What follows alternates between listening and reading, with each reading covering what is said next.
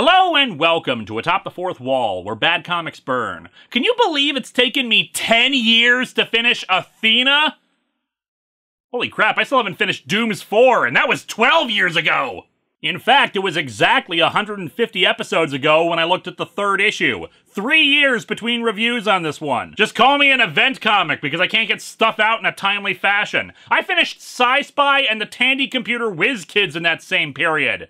But yeah, Athena, the craptastic attempt at an origin story for a superheroine based on the Greek goddess. Quick recap, not that much has happened anyway. The Greek goddess Athena has been reincarnated as a woman who was suspiciously always showing off her naked butt for the reader before somehow managing to become a policewoman in New York. The events that led up to the Trojan War are being played out in a modern context as two rival criminal gangs are fighting over some woman that one dude, actually named Paris like in the myth, has taken and is holding in his brother's mansion. Ares has also apparently been reborn, as part of this whole thing is related to Zeus having some plan to prevent the end of the gods, Deus Ex Machining his way to protecting Athena, who only remembers this stuff when she takes on her goddess form, wearing very skimpy, ill-suited for combat armor. The last issue ended with a big RV getting blown up because apparently a flashbang grenade can do that. And if this all sounds rather disjointed and confusing, that's only because it is.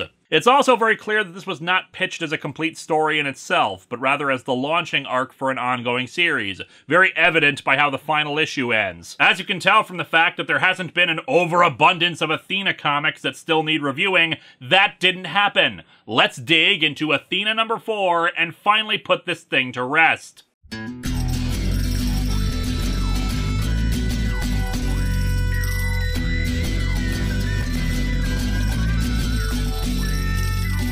Welcome to Atop the Fourth Wall, where bad comics burn. Linkara's gonna teach you all a lesson you won't learn. Brodsky, you're not the smartest. Life out, you're not an artist. Anyone who's had a bad comic published, it could be your turn. Linkara, he's a man, punch, wears a birdie hat. Linkara, he has a magic gun. Where'd he purchase that? Linkara, coins, robots, Amazon and trucks. Linkara, this comic sucks. Linkara. I'm an ordinary guy burning down the house. The cover is, in theory, not bad. A close-up of someone's eye reflecting Ares getting stabbed with an eyelash? Is that a Greek myth I'm not familiar with? I mean, it's possible. That kind of thing happens all the time in these kind of stories. Mythology is wild, guys. Need I remind you of Capo's detachable vagina, or Sleipnir, the 8-legged horse that friggin' Loki gave birth to?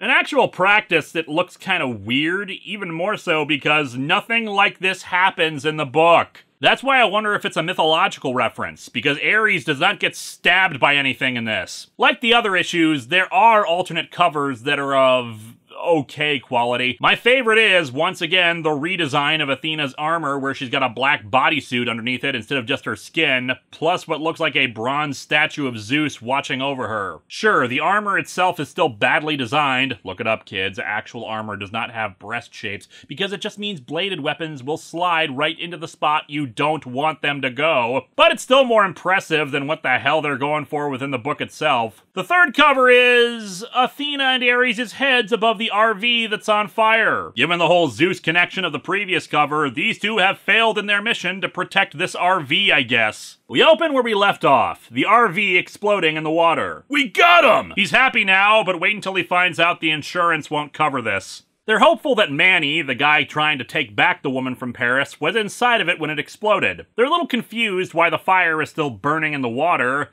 and I think there may have been a disconnect here between artist and writer. I think the idea was that there was supposed to be a glow from inside the water, since Athena leaps out of the water at this point, and the fire disappearing behind her. But the artist just actually drew the burning wreckage on the bits that were poking out of the water. After all, why would they be confused that it was still burning if it's not submerged? Anyway, yeah, Athena's carrying her unconscious police detective partner. Insects! Children! You dare take up arms against me and mine? I'm gonna take this detective and beat you to death with him one-handed! You know she's a goddess because she's not wet at all. And now she Okay, based on the next panel, she apparently threw her spear at a guy, but look at this first panel. It's like she just swung around and the sheer power of her ass swaying like that sent a guy flying. I mean, that's what it looks like with the way the motion lines are drawn and all the action lines specifically pushing our eyes towards it. What is this artist's obsession with the ass he drew? You could have just made a porn comic and sold that if that's all you cared about. Probably would have made more money, too. Anyway, she sets her partner back onto the ground and turns to chase after the other guy with a sword, and at a very awkward angle that I'm sure is supposed to be dynamic, but once again just makes me think that they were hoping to get an ass shot in, but decided it would be too tasteless and covered it up with the flimsy leather tassels. Ares emerges from the water and tells her to leave them be for him, and he proceeds to throw an axe so hard it rips a dude in half, and once again pins someone to a tree. Well, I say pin, but looking at it, we might have two people cut in half. Well, sister, shall we call on Father Zeus to once again make us insensible of what we are? Let's keep getting our memories wiped until we come out and kill people again. It's a plan that really seems to be working well. Athena wants to end this childish war, but Ares is annoyed because two gangs shooting each other is not a war to him. This is not war! These things only fight from a distance. They know nothing of the glories of true war. Then let us teach them. God of War and Goddess of Strategic Warfare do not recognize the value of a distance weapon. Cool. It's a good thing the Greeks never used catapults or employed archers, or this would be stupid.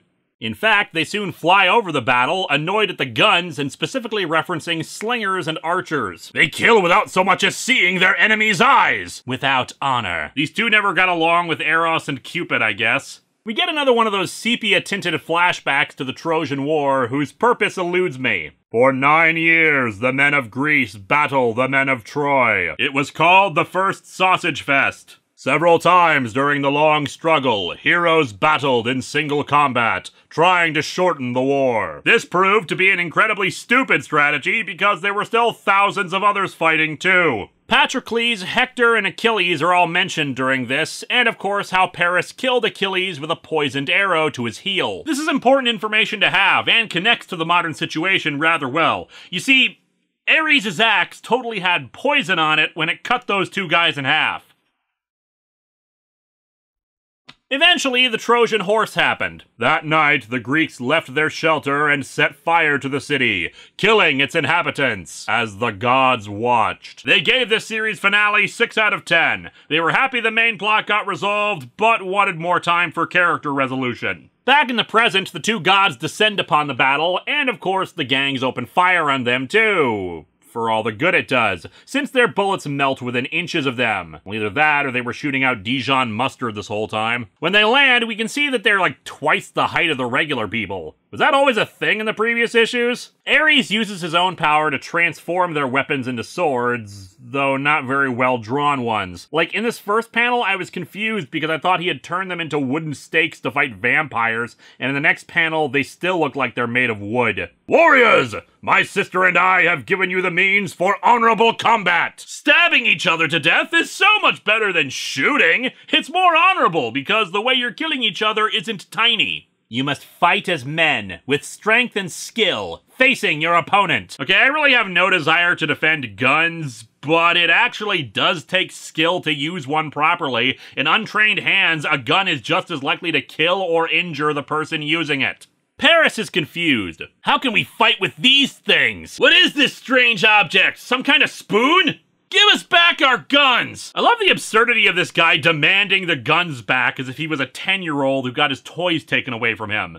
And that no one is asking, wait, how the hell did they do that? And why are they freaking giants? He tries to stab Athena, but Ares stops him and rightfully points out what a moron he is for thinking that was a good idea. Detective Partner apparently woke up and drags Manny along, who wants to know what's going on. Detective Partner also seems to recognize Athena. I think. It's hard to tell, because all he says is, Athena. And since she actually is the goddess Athena, he might just recognize her as the goddess, so who knows. I thought I told you to off all these bastards. Why aren't you shooting? We ain't got no guns. Nothing but these things. Oh my god, is that a spoon? We gotta fight with these things? It is the way men fight. The honorable way. Okay, I'd probably have an easier time buying the whole honorable combat thing from these two if we hadn't just seen them impale people on trees with superior strength and demonstrate that they've got friggin' force fields. Manny shrugs and figures, if that's what they gotta do, then fine. However, Detective Partner thinks there's another way to settle this. My grandfather's grandfather worshipped you as his goddess. In his name, I ask that you don't spill the blood of all here. Okay, what was his name? You don't even remember? Do you remember your great-great-grandfather's name? I never had one.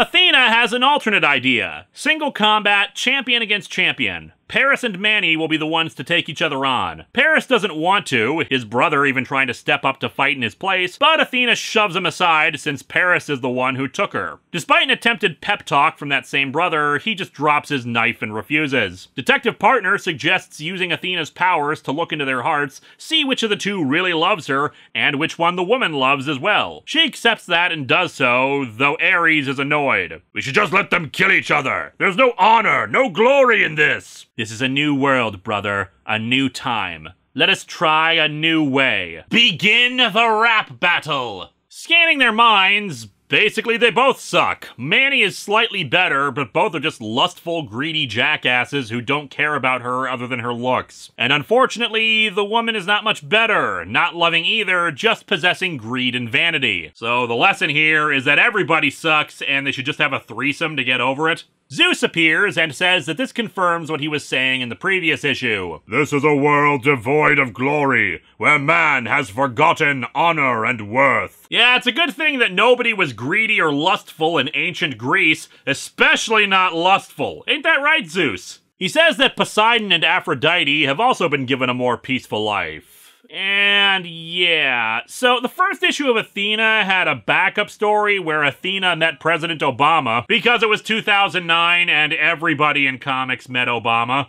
And that story also involved Poseidon being attacked and getting all pissed off about it. According to a caption, it took place after the 4th issue. I bring this up because this vision seems to show some bald guy with a horse and imply that that's Poseidon. Except now I wonder if the guy in an old-timey horse and buggy in that backup story was supposed to be Poseidon, and him getting forced into the water woke up his memories like everybody else. Except that guy didn't look like the one from this issue, so great job there. And if that guy in the buggy wasn't Poseidon, then what the hell was he doing in that water and not hanging out with a horse like in this vision? Anyway, Zeus says that he just wants his kids to have a peaceful place before their time comes again. And now it is time for you to choose your way. We cut to the police station sometime later. The place was completely destroyed. The house burned to the ground. Fire trucks were blocked by all the cars. Took a while to get any water on it. Oh my god, Athena's way was to murder everyone? He mentions that there were survivors that got arrested and a few others got away. But yeah, survivors implies that Athena's way was to just kill a bunch more people and burn the house down. I suppose it's trying to echo the Trojan War stuff, but that's her solution?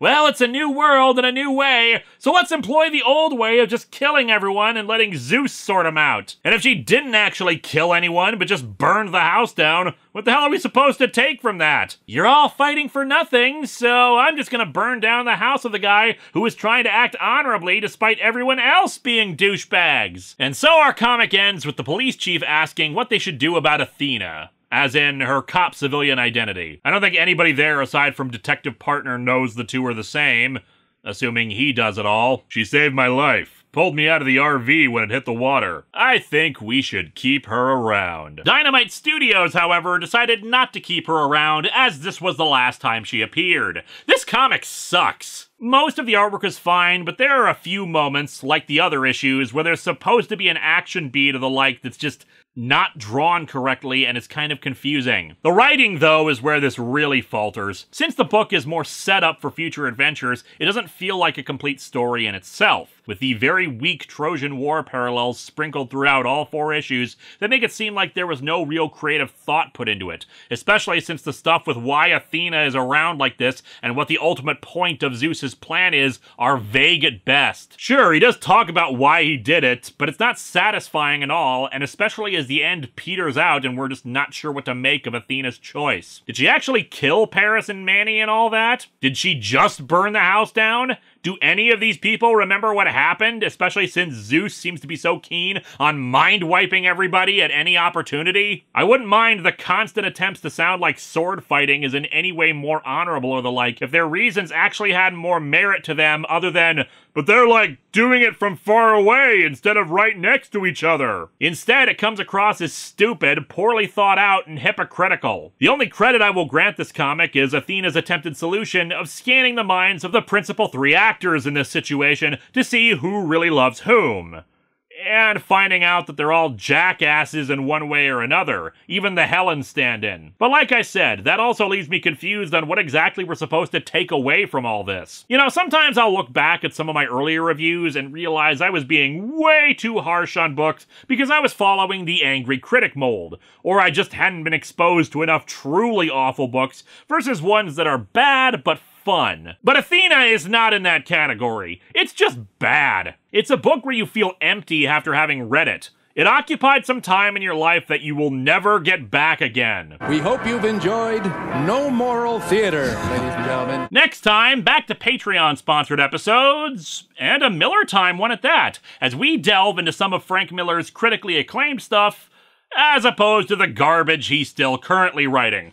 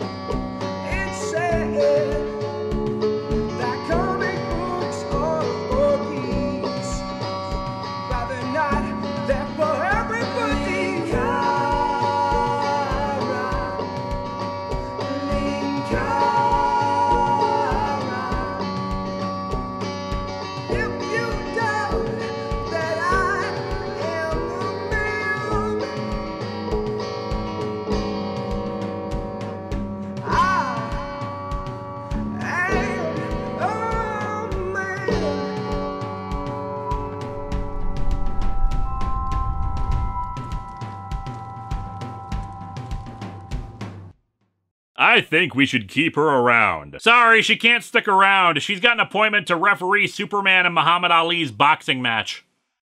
Hello, my friends. Please be sure to like this video, subscribe, hit the bell, and share it with others. And if you get a chance, maybe check out my Patreon.